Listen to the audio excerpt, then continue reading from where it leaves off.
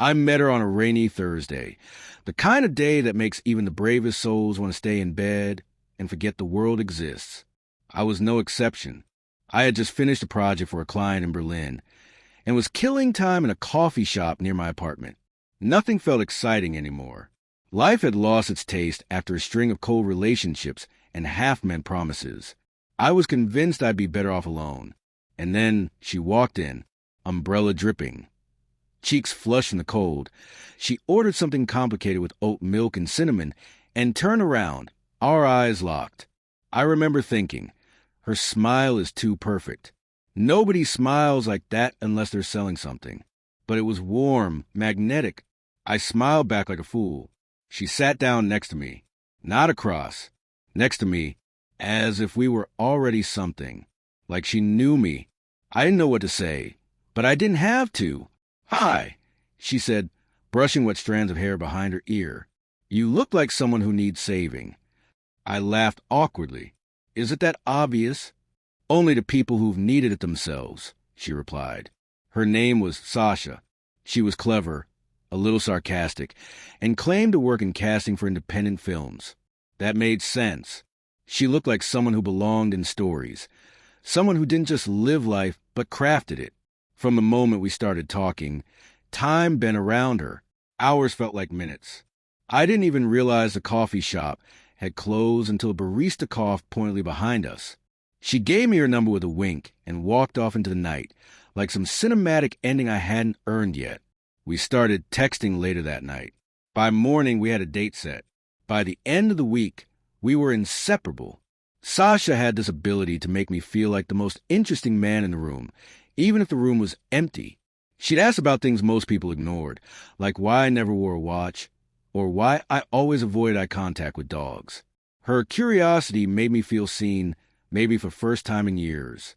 I didn't even notice how fast things moved.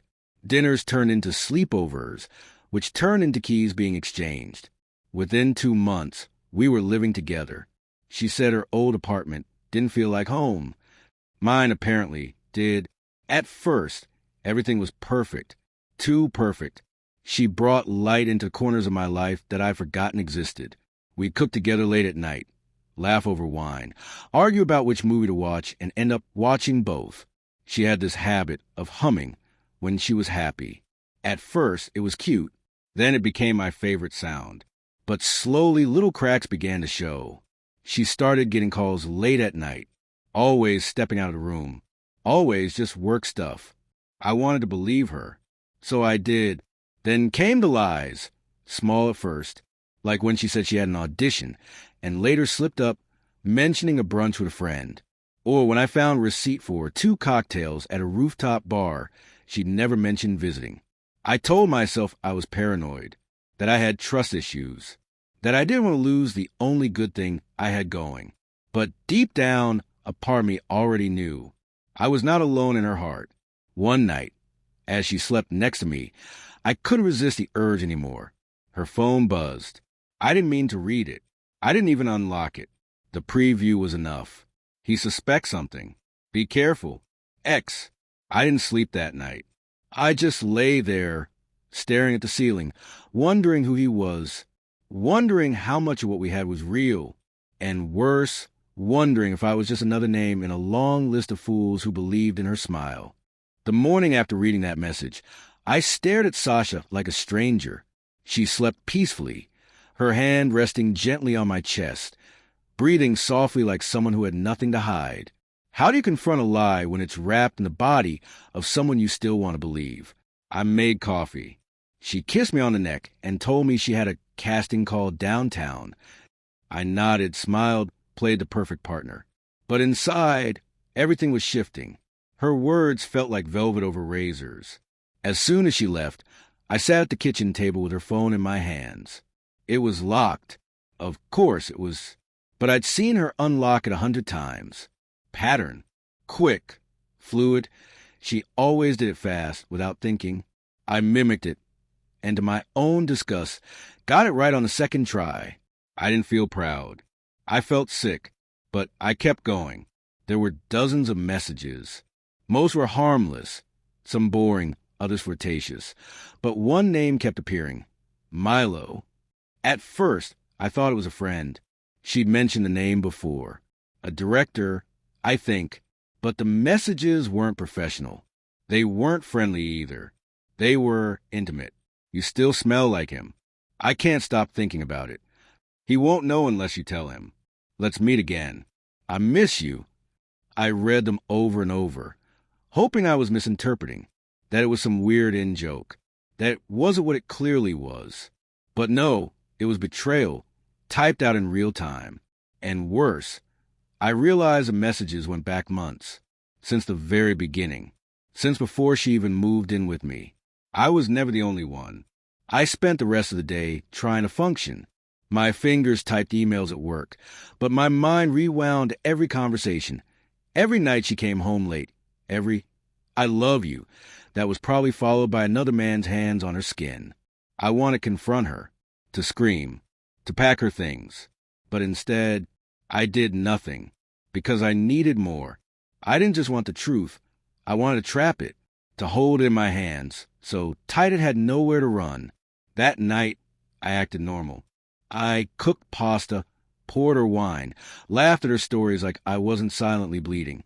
She sat across from me, legs curled up under her, telling me about some eccentric actor she auditioned. She was animated, glowing. She was lying to me, and she was so damn good at it. I watched her, every blink, every sip, every time she looked down just a second too long. How many other dinners had she sat through like this? How many other men had looked at her the way I was now, in love and completely unaware? When she fell asleep again, I copied her phone's messages. I sent the whole chat with Milo to myself, every image, every date. It felt like stabbing myself repeatedly, but I needed it.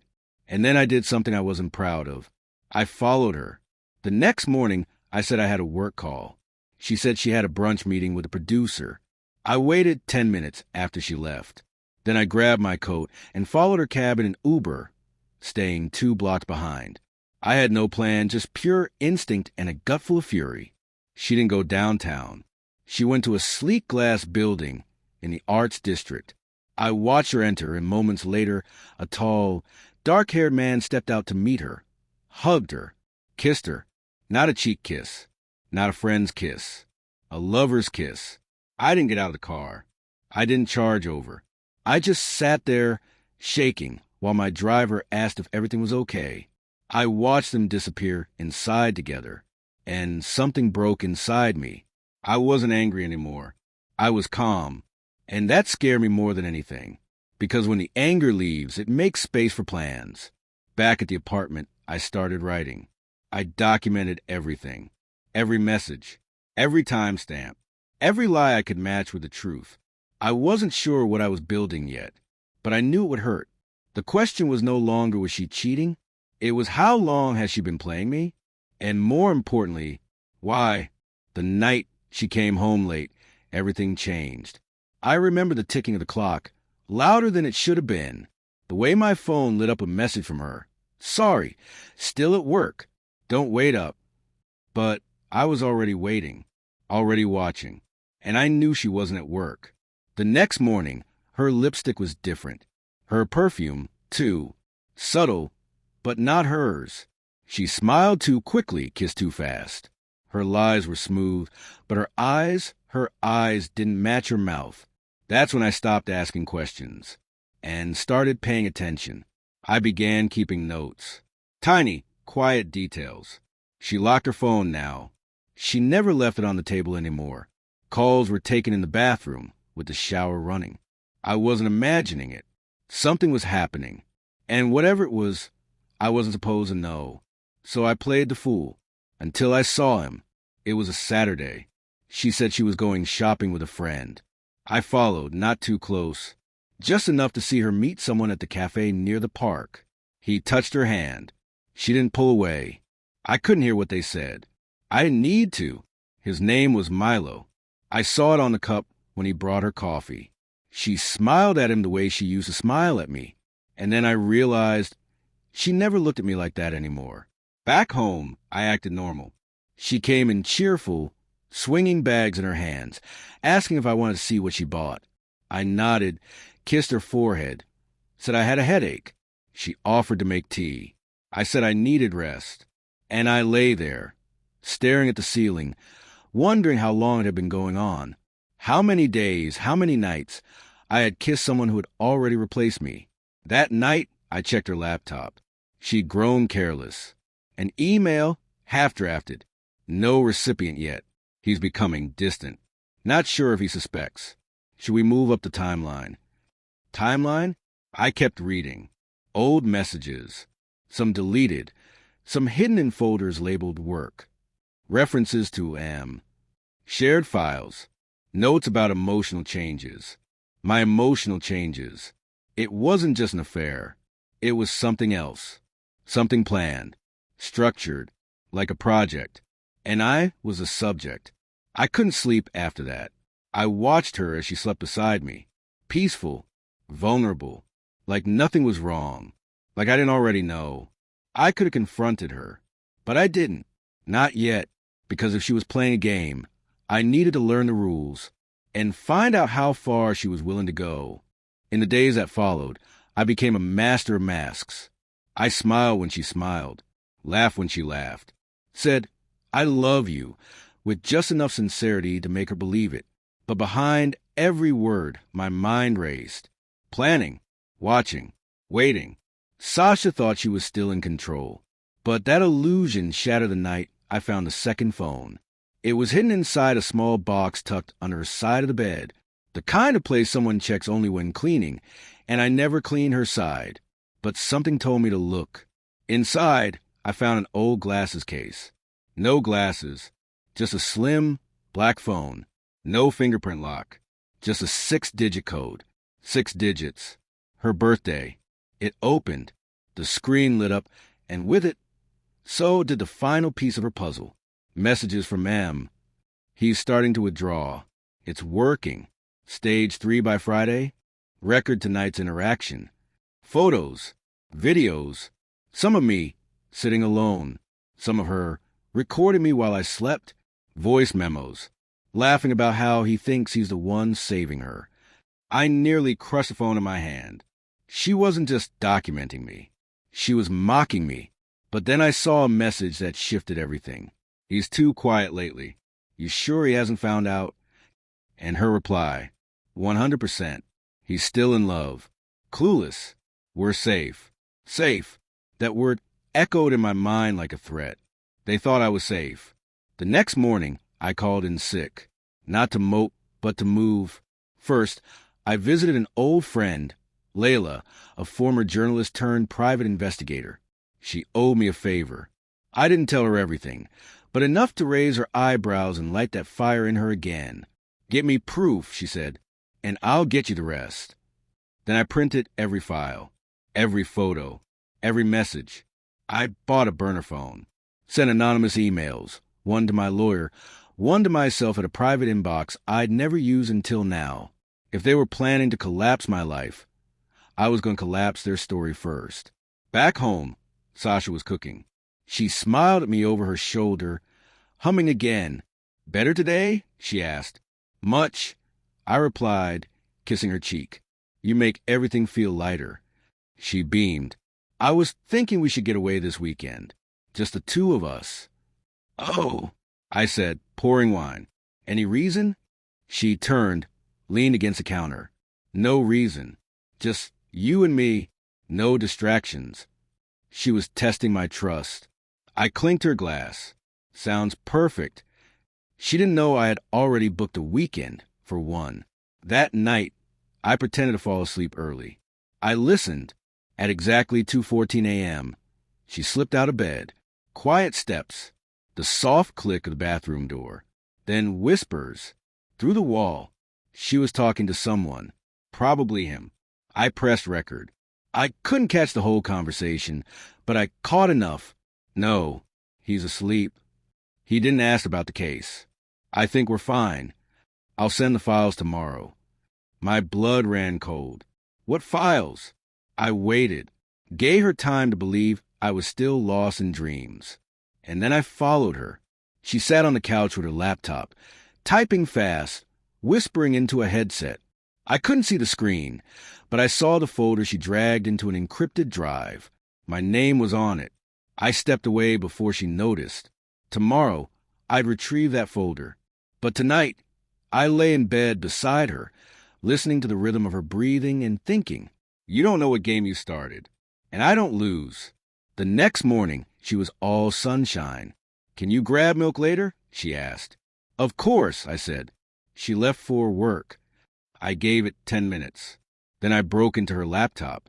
The folder was encrypted. But I wasn't alone. Layla had already walked me through the steps. I connected the drive, ran the recovery, opened the files. And what I saw was even worse than I expected. They had been filming me for months. Hidden cameras, audio files, psychological evaluations written by someone named Drive N. Carver. Subject exhibits resilience and mild paranoia. Responds well to positive reinforcement. Reactivity to emotional deprivation noted. They were testing my reactions to love, betrayal, silence, and chaos. Recommend pushing subject 7 to perceive loss. Observe behavioral collapse. I froze.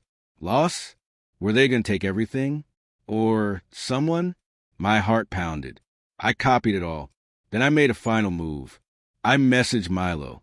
Not from my number, from a fake account. I know what you did. I know what she did. Meet me tonight, alone. No Sasha, or everything goes public. I sent a message. And I waited. The next few days were a test of endurance. I laughed when she laughed. I kissed her when she leaned in. I nodded when she talked about work and her overwhelming deadlines. But all the while, my mind was spinning. I had copied every message, every file, every strange name. I still didn't know who M truly was, but I knew what they were doing, watching me, studying me, changing me, and I had no idea why. She started asking questions, too specific to be casual. You've been quiet lately. Are you okay? You're not thinking about leaving me, are you? I lied with ease. I told her I loved her, that she was my peace. But at night, I sat in the dark with my phone, rereading everything, not just her messages, my own thoughts, my patterns. She had documented my breakdowns, my anxiety, my dreams, even my fears. There were screenshots of our arguments, audio clips of our conversations. How long had she been recording me? And why? One night, I waited until she fell asleep. I unlocked her phone using Face ID. She twitched slightly, murmured something, then turned over. I found a hidden app, encrypted with a passcode. I tried guesses based on birthdays, anniversaries, her favorite book. Wrong, wrong, wrong. And then, correct. It opened to a list. Subjects. I wasn't the first. Each name had a file, a timeline, an outcome, emotional data, behavioral graphs. One entry marked Subject 07 burned, another Subject 08 committed, and mine, Subject 09 still compliant, progressing. I had never felt more real and more invisible at the same time. The next morning, she made pancakes, wore my shirt, played my favorite playlist. I should have felt happy, loved, but all I saw was a mask. The precision, the performance. You're smiling a lot today, she said. I smiled wider, just thinking about how lucky I am. She kissed me. I kissed back, and I tasted the lie. That evening, she told me she had a work trip coming up. 2 days, maybe 3. I nodded, encouraged it, told her she deserved a break. And when she left, suitcase in hand, blowing me a kiss, I followed. I didn't confront her. Not yet. I watched from a distance as she met Milo again, in a hotel bar, not in work clothes. No briefcase, no conference badge. Just a red dress and eyes that sparkled the way they used to for me. He leaned in, whispered something. She laughed, and that's when I knew. He was them, not just a fling, a partner in this experiment, in this elaborate lie. Back home, I packed her things, everything she owned, folded, sorted, labeled. I put her files on a USB, and I left a note on the table. Subject 09 non-compliant. Terminated. It was time for me to stop playing the role and become the one writing the script. I didn't sleep that night. I sat on the edge of the bed that still smelled like her perfume, watching shadows stretch and shrink across the walls as the hours passed. The silence felt thick, like the room was holding its breath along with me. She hadn't come back. Her phone was off. No messages. No knocks at the door. It should have felt peaceful, liberating even, but instead, I felt like a soldier abandoned in enemy territory. I kept playing back the moment I saw them at the bar, the way she tilted her head when Milo spoke, the soft touch on his wrist, familiar movements she used on me. I wasn't special. I was studied. I tried to make sense of it all. The files, the labels, the cold, analytical breakdown of everything I confided in her. I wasn't her boyfriend. I was her data, a subject in a cruel, quiet experiment. And Milo, he wasn't a mistake. He was the other half of this plan. By morning, I had a list, a plan. Every instinct in me screamed to go to the police, expose the madness. But how do you explain love as manipulation without sounding insane? How do you show screenshots and audio clips and make them see the betrayal for what it really is, not just infidelity, but a dissection of a human being? No, I needed something stronger, something undeniable, something final. That day I followed Milo. It wasn't hard. He had the arrogance of someone who thought he was invisible. He spent hours at a cafe, laptop open, headphones in. I sat a few tables down, pretending to read. And then he stepped away, just for 5 minutes. But it was enough. I walked over like I belonged there, plugged in my own flash drive, and copied everything. His hard drive was a mirror of hers. Subject profiles, images, audio files, even analysis notes. And in one folder, videos, one for each subject. Raw, unfiltered footage of breakdowns, confrontations, mental collapses, all cataloged. All stored like trophies. I felt bile rise in my throat. And mine? Still in progress. I watched a preview of a video labeled Subject 09, Emotional Spike. It was me, sitting on the floor weeks ago, crying after a nightmare, her arms wrapped around me. She was whispering comfort. The whole thing recorded from a hidden angle. The frame lingered on my face, zooming slowly. I slammed the laptop shut. People stared. I walked out. That night, she returned. She smiled like nothing happened, tossed a bag on the floor, wrapped her arms around me like she didn't just spend days lying. I froze. She noticed. "Is everything okay?" she asked. Her voice was soft, innocent. I studied her face. Every blink, every twitch. I saw the performance now. The rehearsed gestures. The way she controlled her tone, her expression. All of it carefully tuned. I forced a nod. "Yeah," I said. "Just tired." She made tea, hummed a song she knew I liked, sat beside me on the couch, and rested her head on my shoulder. And for a second, just one, I wanted to believe in a lie again. I wanted to shut everything out, pretend none of this was real. But the truth burned too hot now, and I had a decision to make. I waited until she was in the shower. I retrieved the USB drive from behind the bookshelf, placed it inside the envelope with her name on it. Then I wrote a simple note. "You taught me how to watch. I hope you enjoy the show." I left the envelope on her pillow and walked out. I didn't know where I was going. I just knew I couldn't be here anymore. Not until the end. It took 2 days for her to come to me. I could tell something was off when I heard her keys at the door. She had been avoiding me for hours, taking extra long trips to the store, pretending to be busy at work. But she couldn't outrun the truth forever.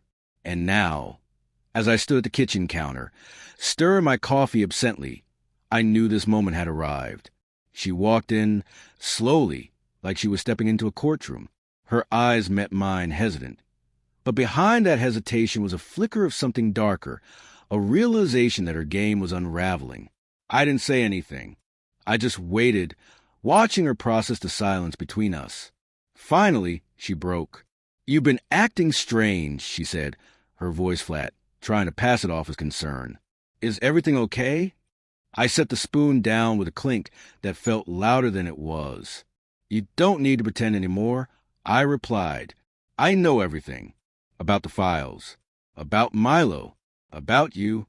For a split second, her eyes widened. Then, like flipping a switch, her face rearranged itself. That perfect mask she wore so well slid back into place, and she smiled. What are you talking about? I don't know what you... I cut her off. Don't lie to me. I've seen everything.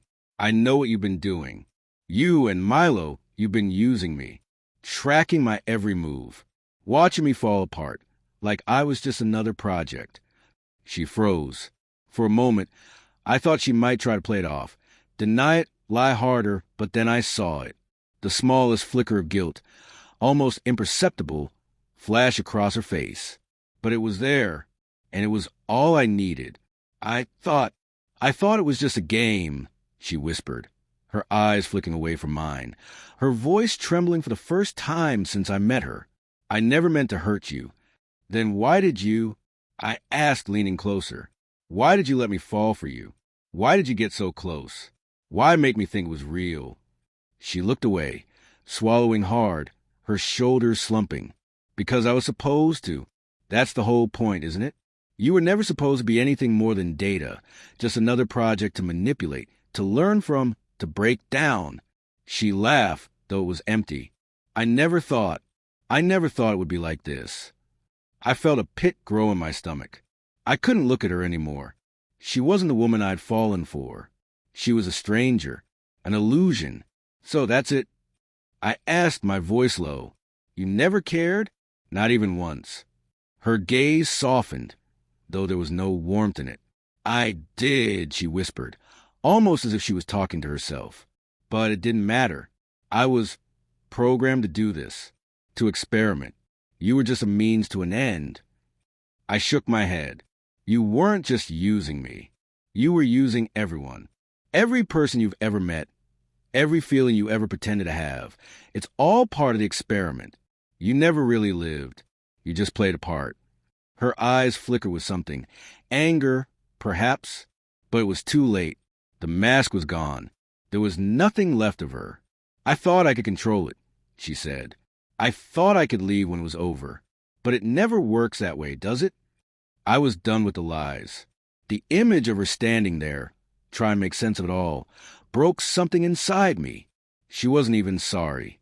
She was just a person who thought she could play God with my emotions, my trust. But she underestimated one thing. She didn't control me. I control my fate now. You're not getting away with this, I said, voice cold. Not like this. She looked at me then, like she was waiting for me to finish the sentence. But I didn't need to. I was done talking.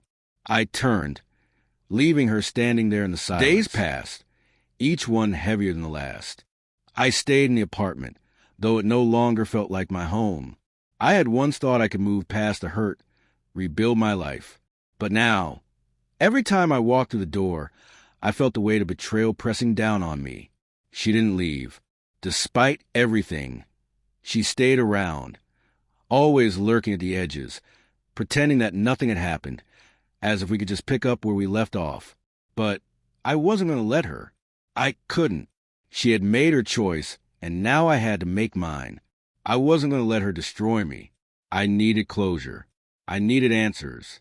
One afternoon, when I returned from work, I found her sitting at the kitchen table, her hands folded in front of her. She didn't look up as I entered, but I could feel the tension in the air, thick and suffocating.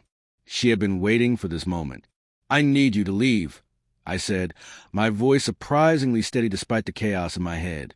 She lifted her head slowly, her eyes searching mine for some sign of softness. But there was none, only resolve. I had made my decision, and I wasn't backing down. You're serious about this, she said quietly, almost as if surprised. But the hint of resignation in her voice was unmistakable. I am, I replied, stepping closer to her. I can't keep pretending. You've made your choice, and now I need to make mine. Her lips parted as though she wanted to say something, but no words came out. She looked away, her gaze falling to her hands on the table, then to the floor. I waited. I knew what was coming next. She would try to convince me, to apologize, to make me feel guilty for turning my back on her. But I wasn't going to fall for it. "I'm sorry," she finally said, her voice barely audible. I felt nothing. The words didn't have the power to sway me anymore. They were hollow, just like the woman who had said them. "You don't need to be sorry. You need to leave." I said again, whatever was between us, it's over." For a long moment, there was nothing but silence. I didn't know what she was thinking, but I could see it in her eyes. The realization that everything she had worked for, everything she had controlled, was slipping away, and she couldn't stop it. "I thought I could fix this," she whispered, standing up slowly. Her voice cracked, but it didn't make me feel anything. I didn't want to end like this. I didn't respond. What was there to say? There was no fixing what was broken. There was no going back. She gathered her things, moving slowly, as if each motion pained her. I watched her, feeling nothing.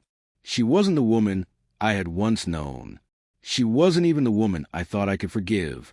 As she walked out the door for the last time, I stood frozen, waiting for the finality of it all to hit me. But it didn't.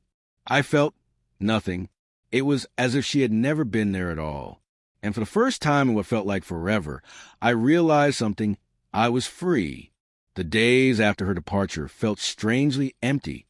I had expected to feel a sense of relief, but instead, the silence in the apartment was deafening. I spent my time walking around, cleaning the mess she left behind, but none of it felt real. How could someone who had once shared so much with you just disappear without leaving a trace of who they really were? Her absence was not the end of my journey. It was only the beginning.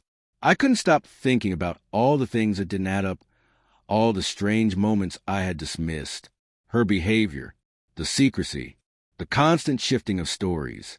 It was too much to ignore now, and I was determined to find out the truth. I began digging through the few things she left behind, the small items that once seemed so unimportant.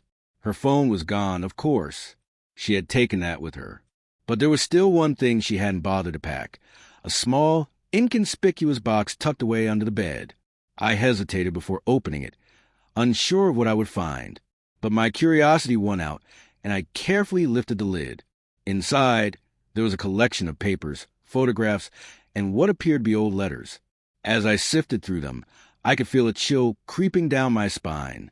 It was as if everything I had known about her had been a lie, and now the pieces were falling into place. There were photographs of her with other men, some of them clearly intimate, and then there were letters from different people, all mentioning things I had never heard her speak of. Her real name, places she had been, a history I knew nothing about. I felt like I was unraveling a puzzle, one piece at a time. But the more I discovered, the more I felt like I was losing control. Who was she? What was she hiding from me? One photograph caught my eye. It was of her standing with a man in a place I didn't recognize. They were smiling, as though they shared a bond that went deeper than just friendship. But what struck me most was the look in her eyes, a look I hadn't seen directed at me once. It was the look of someone who was playing a game, and I had been her pawn. I sat down on the bed, overwhelmed by the weight of everything I had just uncovered. She had been lying to me from the very beginning. I wasn't just another man in her life. I was part of some twisted scheme. The thought made me sick to my stomach. I had been so blind, so willing to believe in her that I had ignored the warning signs. I had trusted her, opened up to her, and in return, she had used me. But why? What was the end game? What did she want from me? I couldn't answer those questions yet, but I knew one thing for certain. I needed to confront her. I needed to get the answers I was searching for, no matter what the cost. The truth was out there, and I was going to find it. The days after discovering the truth felt like I was walking through a fog. My mind raced as I pieced together everything I had learned about her, the lies, the manipulation, the games she had played. There was no more pretending, no more denial. I had to confront her. The time for questions was over. I needed answers. I traced her whereabouts. The apartment she had disappeared from was empty, but her name was still on the lease. The phone numbers I had found in her things led me to a man who had once been a part of her life. I wasn't sure what to expect, but when he spoke to me, I could tell he was just as lost as I was. He told me she had been involved with other men, all of them part of the same scheme. They would meet, talk, and disappear just as quickly as she had. There were always new people, new lies, and she had made a career out of manipulating them. I asked him how he knew this, how he had become one of her victims. But he didn't have many answers. He was just another pawn in her game, caught in the web of deceit she had spun for years. I wasn't sure how long I would have to keep chasing shadows. But I couldn't give up. I had to find her. I had to understand why she had done this to me, to so many others. The next few days blurred together as I tracked her movements. She wasn't in the city anymore. I found traces of her in nearby towns, in places she had visited before, but I could never catch up. She had always been one step ahead, leaving no clear trail behind. Then, one evening, I received a text message from an unknown number. It was a short message, almost cryptic. I know what you found, but some things are better left in the past. I froze. It was her. She was still out there, and she was watching me. I knew this confrontation was coming, but I wasn't prepared for how it would unfold. I drove to the address she had last been seen at, a small, run-down motel just outside of town. It was dark, the only light coming from a flickering neon sign. I parked the car and walked toward the entrance, my heart pounding. I had no idea what I would find, but I had to see her, to understand everything. The door to the motel room was slightly ajar. I knocked, but there was no answer. I pushed it open, and that's when I saw her. She was sitting at the small table, her back to me, as if she had been waiting for me. She didn't seem surprised to see me. Her face was calm, composed, like she had anticipated this moment for a long time. "I knew you'd come," she said softly, her voice barely above a whisper. I stepped into the room, closing the door behind me. The tension between us was palpable, thick enough to suffocate. "Why?" I asked, my voice shaking with a mix of anger and confusion. "Why all of this? Why me?" She didn't answer right away. Instead, she stared at me, as if weighing whether or not to speak the truth. Finally, she sighed and stood up. "I didn't mean to hurt you," she said, her eyes flicker with something I couldn't quite place. "You were never supposed to find out." I clenched my fists, trying to control the rage that was building inside me. "You lied to me. You used me. All I wanted was honesty. But you—" She interrupted me, her voice firm but tinged with regret. "I had no choice. This was the only way for me to survive. You were a part of the plan, yes, but not the main target. I never wanted to hurt you." My head spun. Her words didn't make sense. I had been just another pawn in some game she was playing, and now she wanted to claim innocence? Who was the real target? I demanded, "Who else were you working with?" She hesitated, then looked away, as though the truth was something she couldn't bring herself to speak. "Does it really matter?" she asked quietly. "What happened is over. There's no going back." I stood there, feeling as if the floor beneath me had just crumbled away.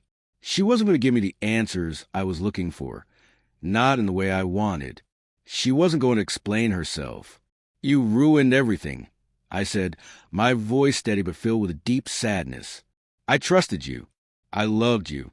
"I'm sorry," she whispered, the words sounding hollow. "But this is the way things have to be." I turned and walked toward the door. My heart was heavy with the weight of betrayal, but I knew I couldn't stay there any longer. She was a part of my past now, a chapter one couldn't rewrite, no matter how much I wished I could. The door clicked shut behind me as I stepped into the cold night, leaving everything I once thought I knew about love, trust, and people in the past. It had been weeks since that last confrontation. Weeks of restless nights, of racing thoughts that I couldn't quiet no matter how hard I tried. I had left her behind in that motel room, but her shadow still clung to me like a second skin. The betrayal, the lies. How could someone I had trusted so completely have done this to me? I still didn't have all the answers, and maybe I never would. The world felt different now. I wasn't the same man who had moved into that quiet apartment months ago. The man who had believed in love, in trust, was gone. In his place was someone who had learned the hard way that people were capable of far more than you could ever imagine. I had stopped trying to track her, to chase the ghost of what had been. She had vanished completely, just like everyone else in her past. Her trail was cold, and there was nothing more I could do. I had to accept that. But that didn't make it easier. I stood at the edge of the city, overlooking the skyline. The lights of the city twinkled in the distance, like 1,000 tiny lies, each one pretending to be something beautiful. It felt fitting in a way. A part of me still wanted answers, still wanted to know why. But that was a question with no easy answer, and I had learned that some questions were better left unanswered. Some wounds were too deep to be healed with explanations. As I stood there, lost in my thoughts, my phone buzzed.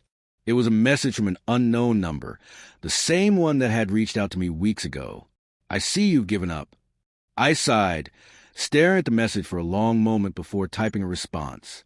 "No, I've just let go." I hit send and put the phone down. Maybe it was time to finally close that chapter in my life, to stop searching for something that no longer mattered. The game was over, and I had played my part. The rest was just empty noise. For the first time in a long while, I felt a weight lift from my chest. The rage, the confusion, the heartbreak, they were still there, but they didn't control me anymore. I didn't need closure. What I needed was peace. And I was finally starting to understand what that felt like.